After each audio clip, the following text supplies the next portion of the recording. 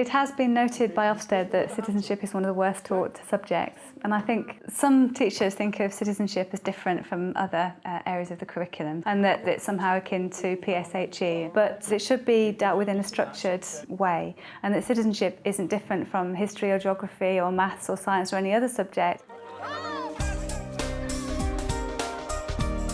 Danecourt School in North Wingfield, Derbyshire was described by Ofsted as making an outstanding contribution to the development of citizenship. We've come here to find out from Jamie Elliott, Citizenship Coordinator, a bit more about the lesson structures he's using to such good effect.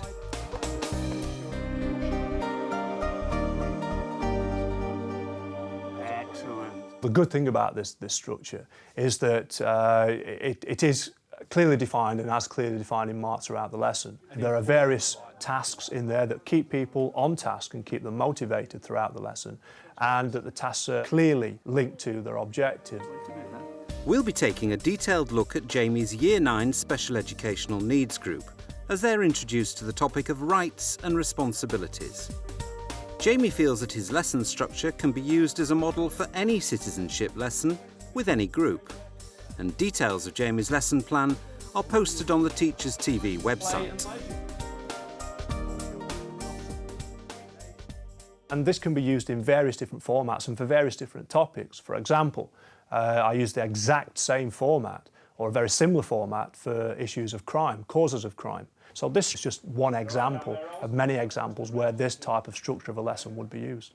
First thing I want you to do, folks, just look at the board.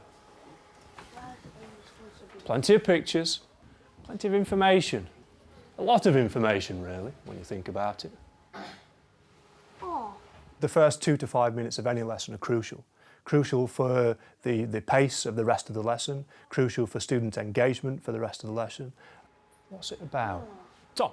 Rights and responsibilities. Rights and responsibilities. Well then, it is about rights and responsibilities, but it's a little bit more specific.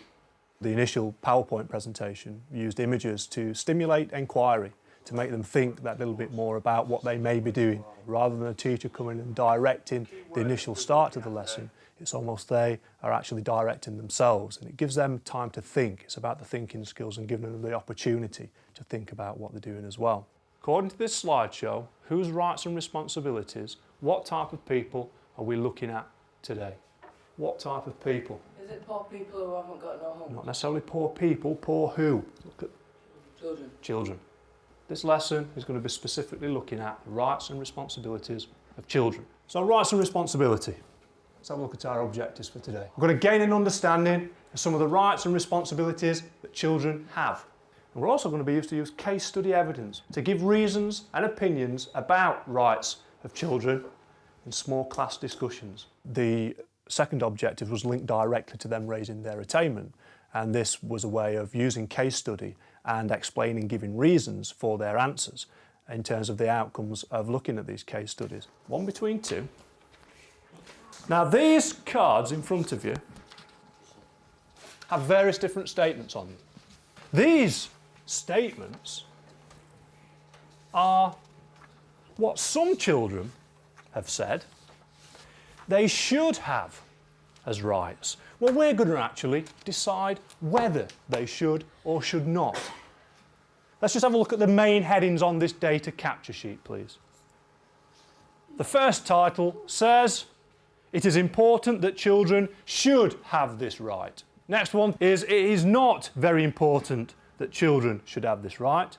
And the last one, Daniel, is children should not have this right. What you've got to do is look through those cards in front of you, and you have to decide which column that card goes in.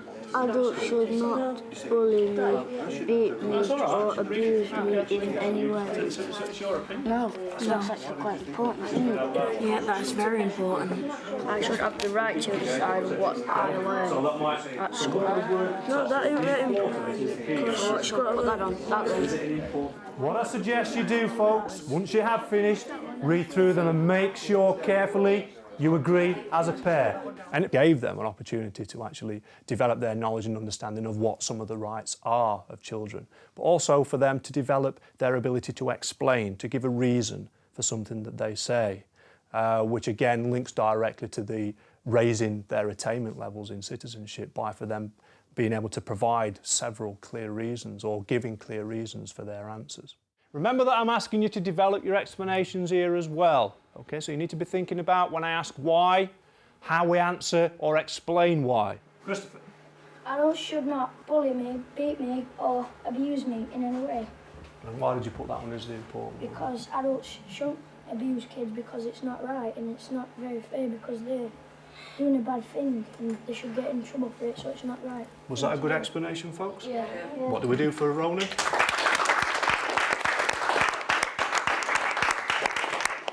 I like Mr. Elliott's lessons because when you get to activities and as well as doing activities, you're taking all the work in and you know what you're doing instead of just sitting there writing out a textbook. What rights do you think are not important that children should have? Leon? I should have the right to decide what I learn at school. Okay, and you put that one as a not important one. Why did you put it down there as a not important one, you two? Because you shouldn't tell them what you want to learn and everything. Who should? We should tell you. But is there a time in your school life when you do decide what you learn? You can pick your lessons, what you can have. You can pick your GCSEs, can't you? So to some degree, you have a lot of power in deciding what you do and what you learn.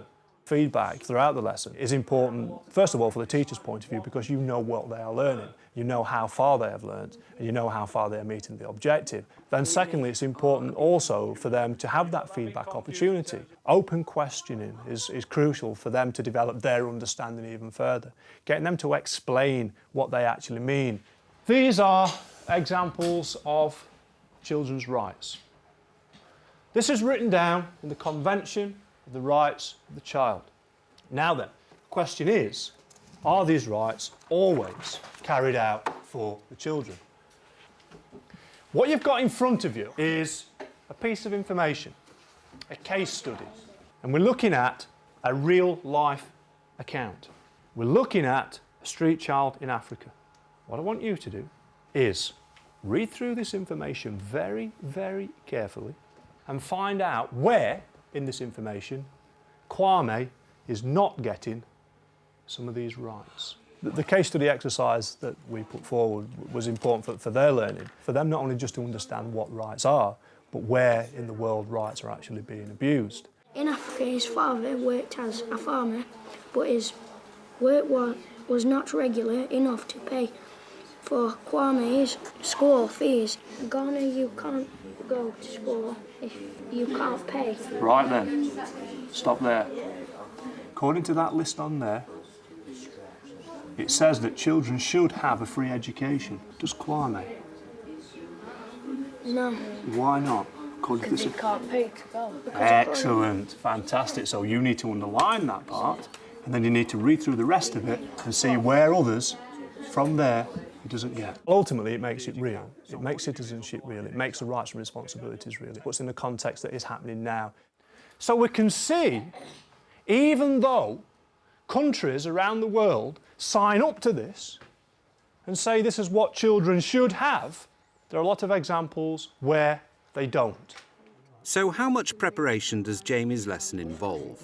In terms of the resources themselves, they apart from the images, because I don't go out there and take the photographs myself, I actually develop myself. I put the effort in and the legwork into actually developing these resources. I think it's important that you have ownership of that resource because it helps with the delivery, it helps with the impact.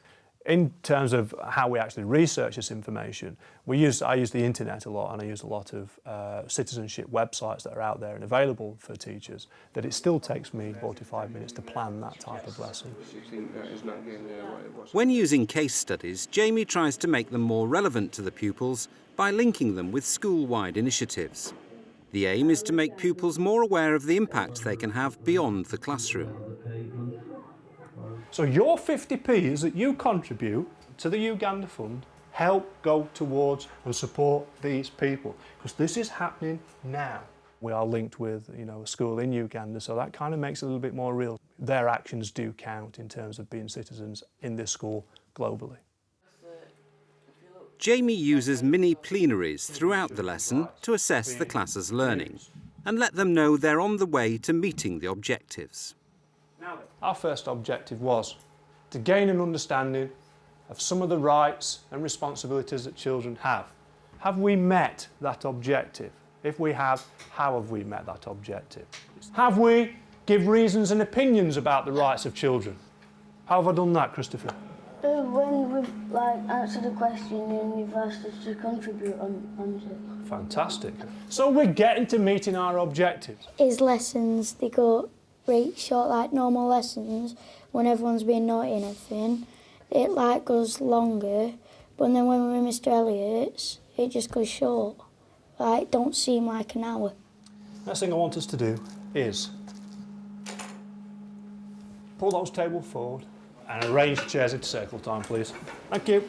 One of the biggest reasons why we use circle time is that it encourages cooperation, it encourages discussion, debate, encourages people to develop their listening skills and speaking skills. So it's a great tool for developing the social skills and the skills that they need to be informed citizens. Often we have responsibilities. Has anybody got any responsibilities at home? Daniel? Looking after my nana. Looking after your grandma. Why is that then? Just helping watch pots and that. Just helping her out? That's quite an admirable thing to do, to help grandma and grandparents, isn't it? When Mum's gone out, I've got the responsibility of looking after the house. That is a big responsibility, isn't it, looking after the house? It creates a sensitivity and it creates an ability for students to approach students about particular subjects that they may have found difficult to talk about. Bringing their own experiences in, again, creates that wider picture. It creates that ability for them to see that other people are experiencing things that relate directly to what we've done in terms of lesson. What responsibilities do you have then in school? Respecting school property. Respecting school property and other people's property as well. Excellent, well done. What is he linked into? Something that we have in this school. Citizenship, but what else is he linked into? The Dencourt Student Charter. All those things that you've just said are in the Student Charter. What does citizenship expert Dr. Hilary Kremen make of Jamie's approach? Part of the reason why the young people were so engaged in that lesson is because of the excellent teaching that we saw.